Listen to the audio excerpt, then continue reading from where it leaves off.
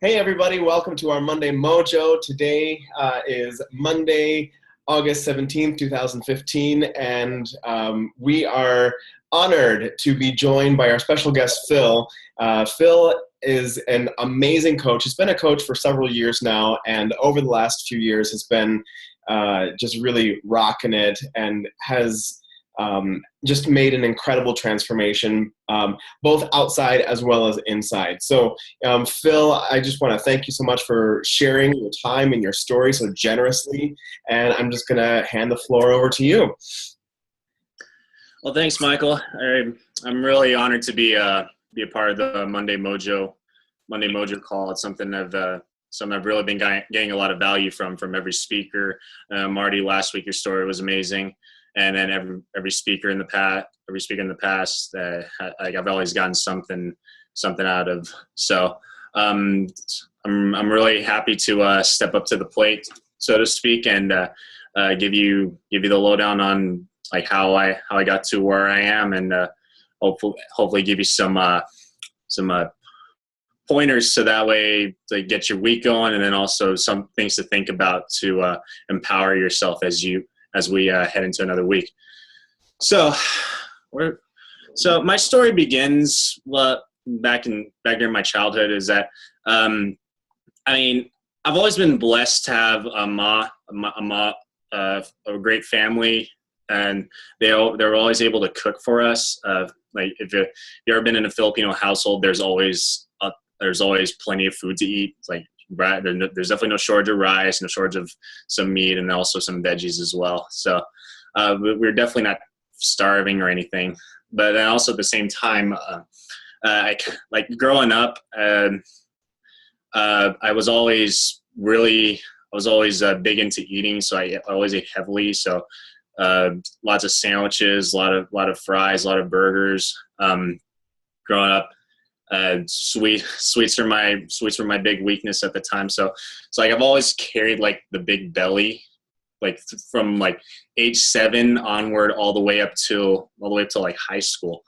So and that's where I really wanted to begin, is that eating poorly throughout my life has kind of like bogged me down, and then I was never really active. I mean, my mom tried to get me active, but at the same time, it's like she showed me funny story. She was trying to sign me up for youth football, and then she showed me the brochure, and then she's saying like, this is what you have to do minimum in order to be able to play. It's like a list of how many push-ups you need to do, how many wind sprints you need to do, how many sit-ups you need to do, and I was like, no way.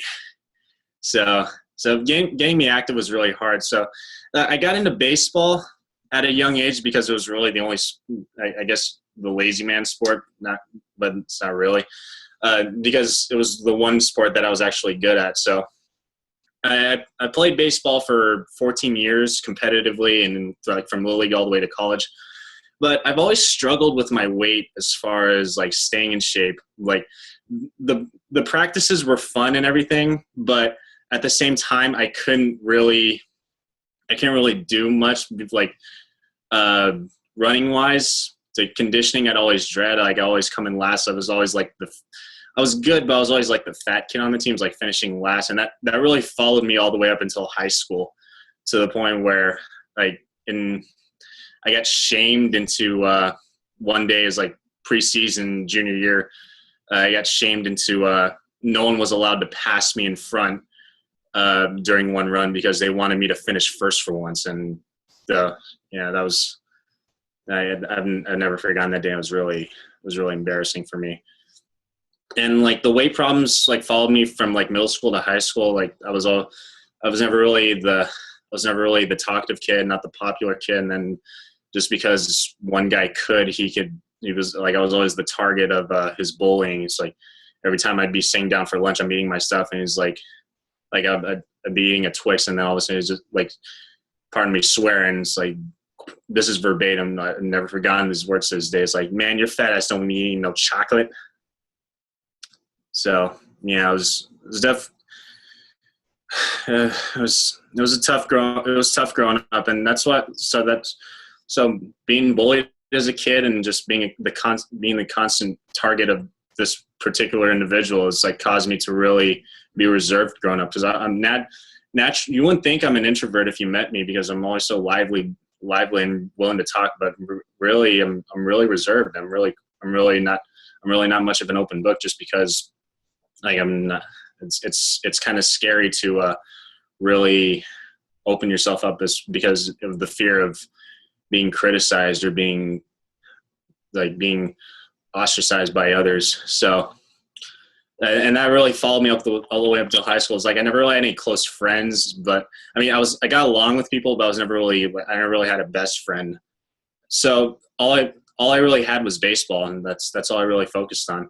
The weight never really came down or anything. It's like I kind of figured out how to exercise and how to do things right, and I started running every single day senior year just to get in better shape, but I still had the belly and everything.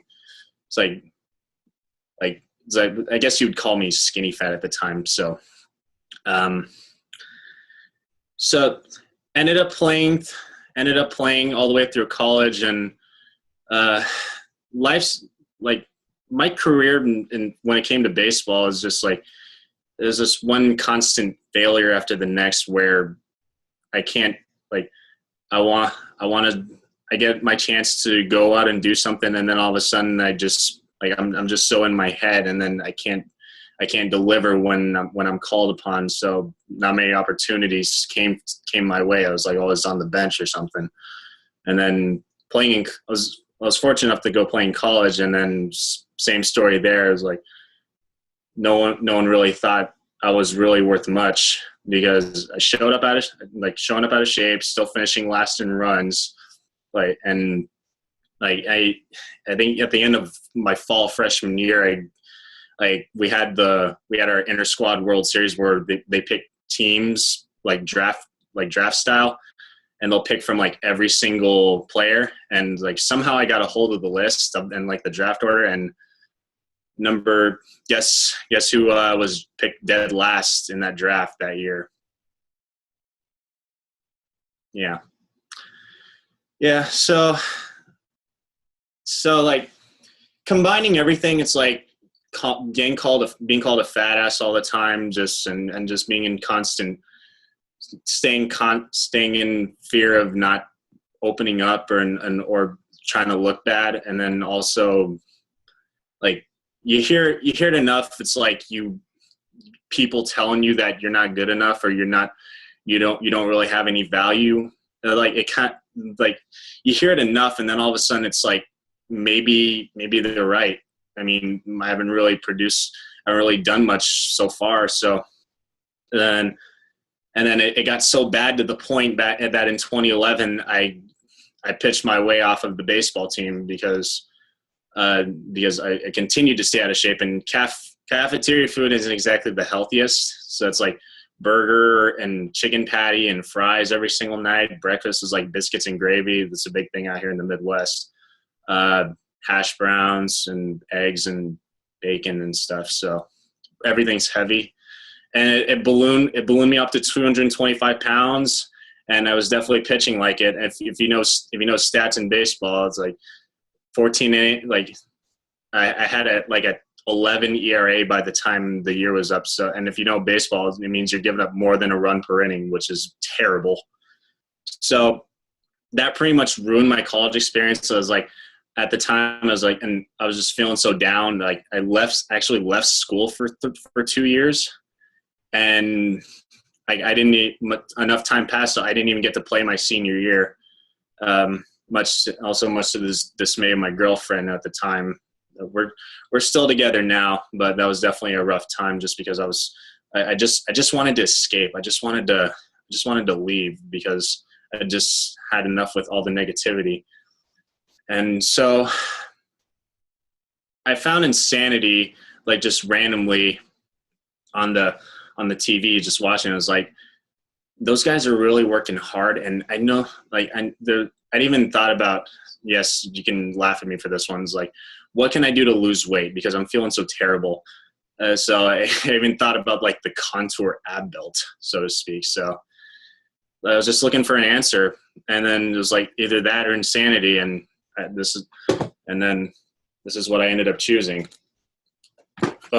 eBay, albeit just because I saw them working so hard. They were pushing, and then I've always been so competitive throughout my life, and I really wanted to be able to. I knew it was going to work because it was hard, and it was something that was going to build character. It's like if I really gave it my all for 60 days and just did my best, it didn't matter how long I lasted, and all of a sudden 225 in 2 months turned into 190 pounds.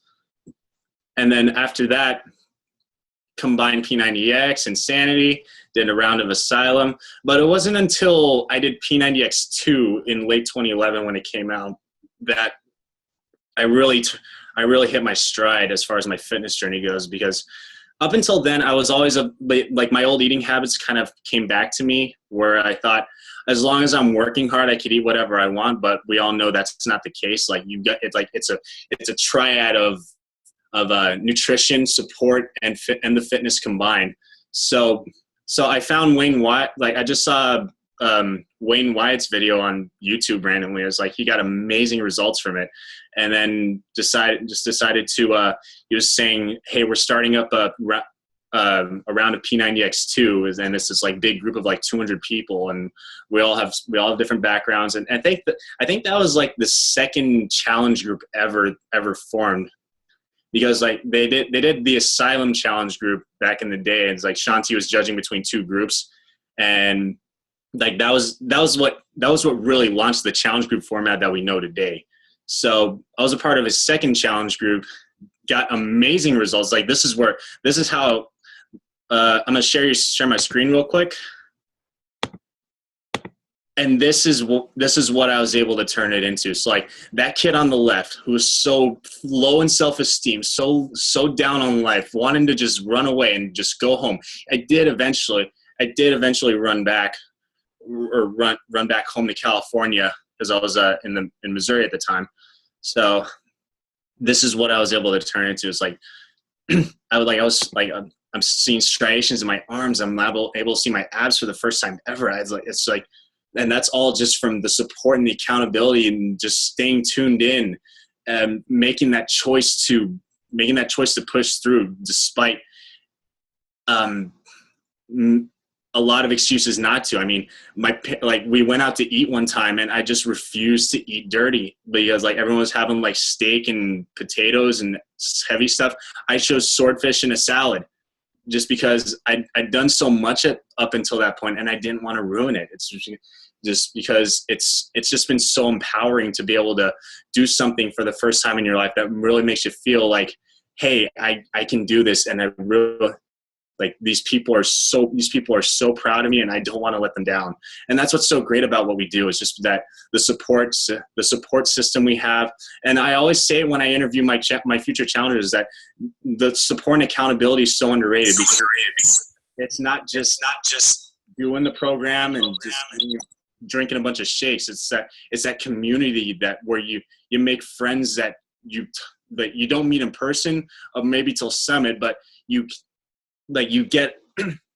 just share a story with them, and that's something that's shared, and that creates that band of brothers that we went through this together, and we were able to achieve something great because of it.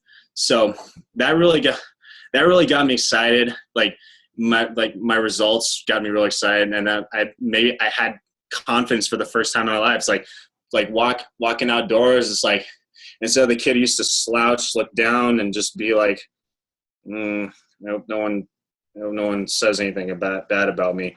Like now I can just look people in the eye and say, like, smile. Hey, Peter, you're supposed to smile, you know? So like just a lot of warmth and a lot of confidence going in, just because like I feel good about myself, and I'm able to express that, and it shows. And it's even further. It's just been fortified even further when I signed up to be a coach in 2012. And like I'd made all the mistakes new coaches make. Is like just like, hey, I'm the coach now. Come buy my product. Shakeology is awesome. All that stuff, and yeah, yada yada yada. Come join my challenge group. We're going like buy my shit. So made all those mistakes. But at the same time, I was able to learn just because of that third vital behavior. We all know what that is. Like tuning into personal development and just being just a total paradigm shift from knowing that all your choices, no matter how little, compound into what you are, and then also getting to know people, really caring about them, and then also just trying to emulate and recreate that energy and momentum from what I was able to achieve from X2. And that's what we really do as coaches, is that we're not experts, although I am studying to become a personal trainer, but we're not experts, and we're not professionals. We're just people who changed our lives just because of all the great things these programs did for us. And all we want to do is just share that message with the world. And it doesn't matter what people say. We're weird. It doesn't matter. Other people's opinions don't have to matter. And you don't have to be tied down by what others think of you. Like I used to think. Now I'm at a point where I'm just out there to see what's out there. And I'm going to go reach for it. And I dare somebody to stop me.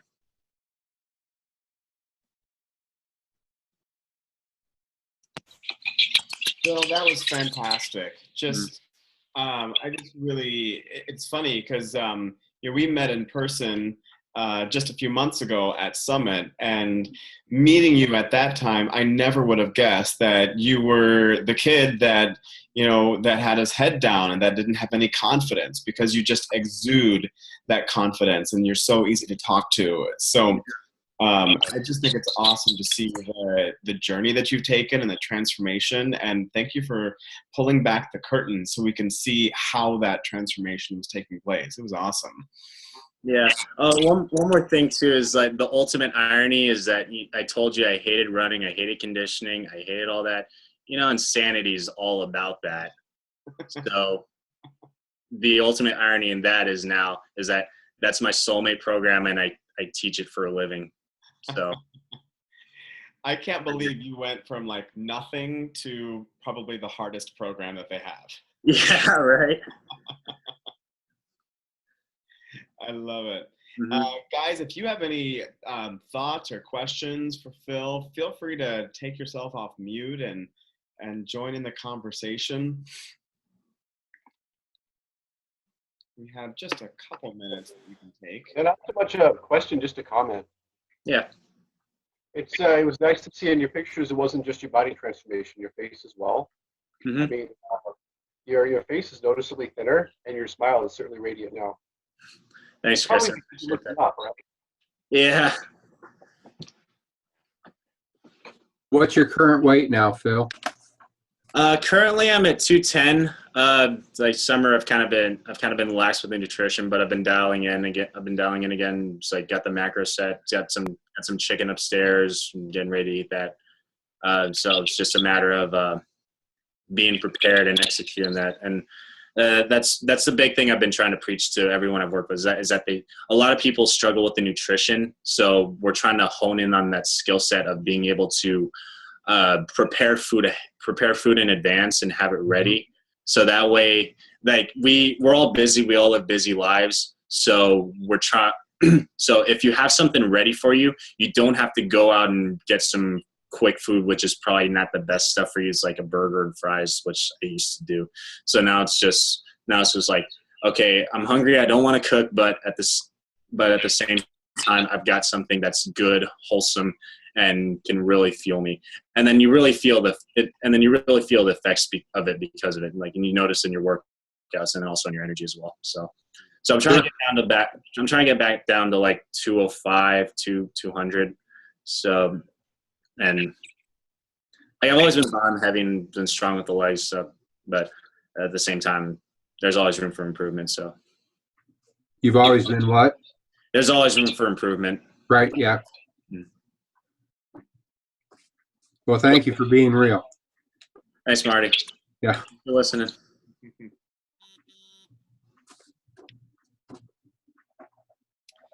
Phil, what are some of your best go-to snacks?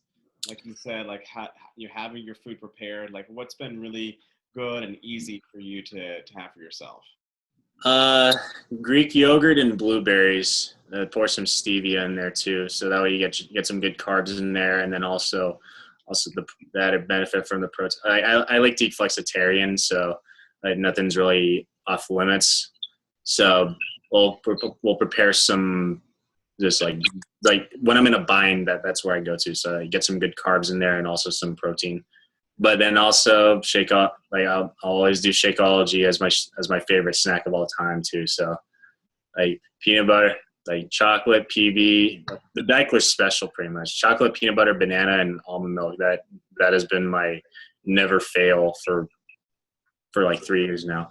And 3 years since I've been drinking it, I think I've only been sick one time, and that was just due to stress before like my big senior thesis presentation. So I actually had to go present my psych thesis while being really sick and vomiting that morning. But that's really the only time where I felt really bad. So it's really getting that shake in has really been phenomenal for my health.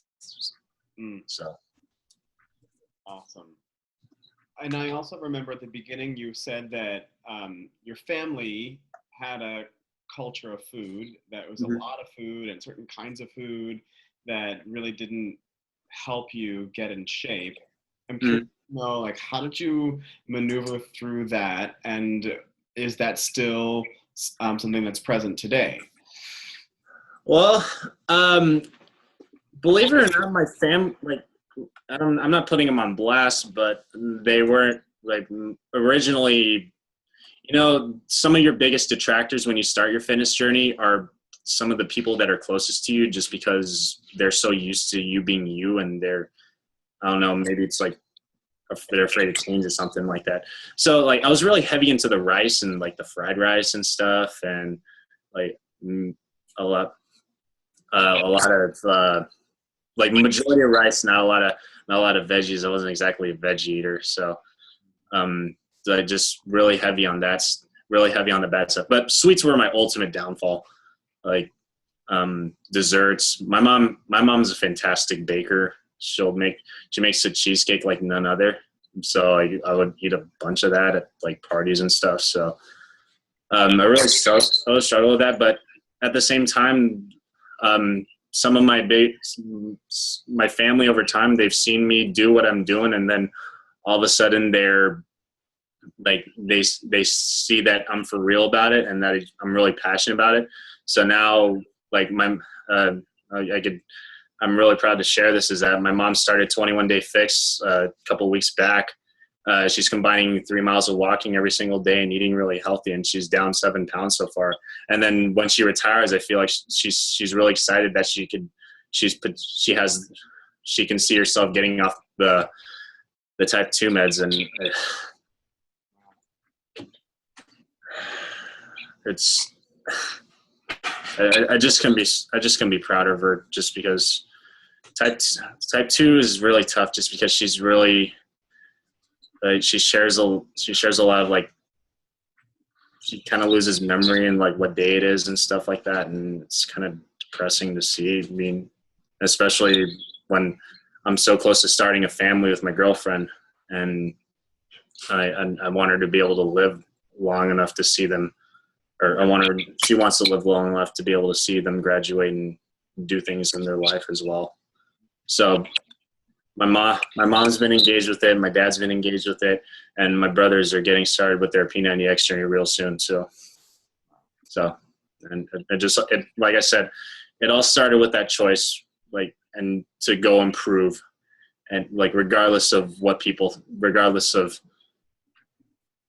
how weird people think it is, how people think it might be a scam, or maybe others don't think you can do it, but you make that choice, you do it consistently day in, day out, and then you might be on your journey right now, you might have seen results right now, but you know that feeling when you go finish it.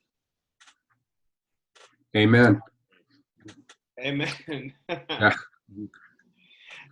As your results show. I mean, you can't argue with that. You see the before and after pictures, and you just know it's real. And you know that what you've been doing has been working for you. And of course, it's worked for millions of people as well. So I'm just so proud of you, and just grateful that you chose to share your story with us. You know, the whole reason that we do these calls is so that we can see if another person can accomplish a dream that we have, then we can do it too. So thank you for just shining that light and being a great example for that. And it's just very, very powerful. So thanks so much, Phil. Thank you, Michael. Nice.